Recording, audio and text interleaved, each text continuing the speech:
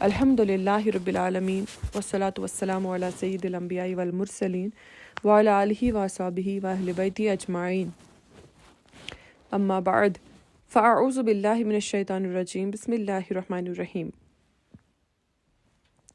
आप सभी जानते हैं कि 25 यानी बरोज़ इतवार शब बारात है, यानी 15 शाबान।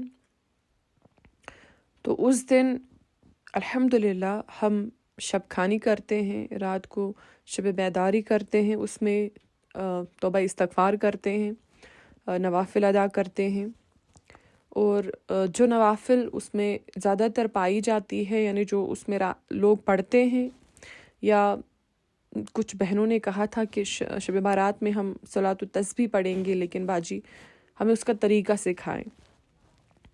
तो देखिए, सलातुत तस्बीह जो है इस नमाज में बेइंतहा सवाब है।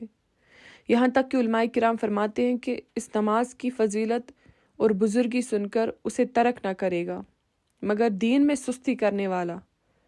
हदीस मुबारका में वारिद है कि अल्लाह ताला इस नमाज के पढ़ने वाले के गुनाह बख्श दिए जाएंगे, अगले पिछले नए पुराने, जो भूल कर किए और जो जान कर, छोटा और बड़ा, पोशीदा और ज़ाहिर, उसके गुनाह बख्श दिए जाएंगे।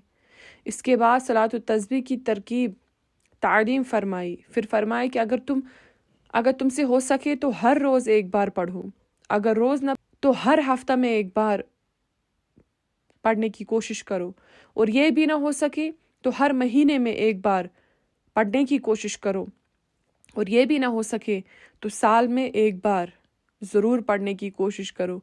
अगर ये भी ना हो सके तो पूरी उम्र यानी ज़िंदगी में एक बार इसे ज़रूर पढ़ लिया करें।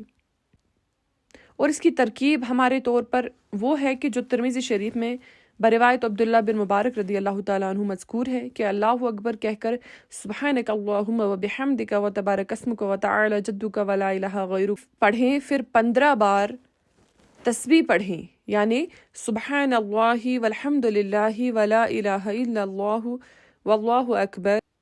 फिर अऊज़ु बिल्लाहि मिनश शैतानिर रजीम बिस्मिल्लाहिर रहमानिर रहीम अल्हम्द शरीफ पढ़ें, उसके साथ सूरा कोई मिलाकर पढ़ें। फिर और 10 बार यही तस्बीह सुब्हानल्लाहि वल्हम्दुलिल्लाहि व ला इलाहा इल्लल्लाहु वल्लाहु अकबर, ये तस्बीह पढ़ें।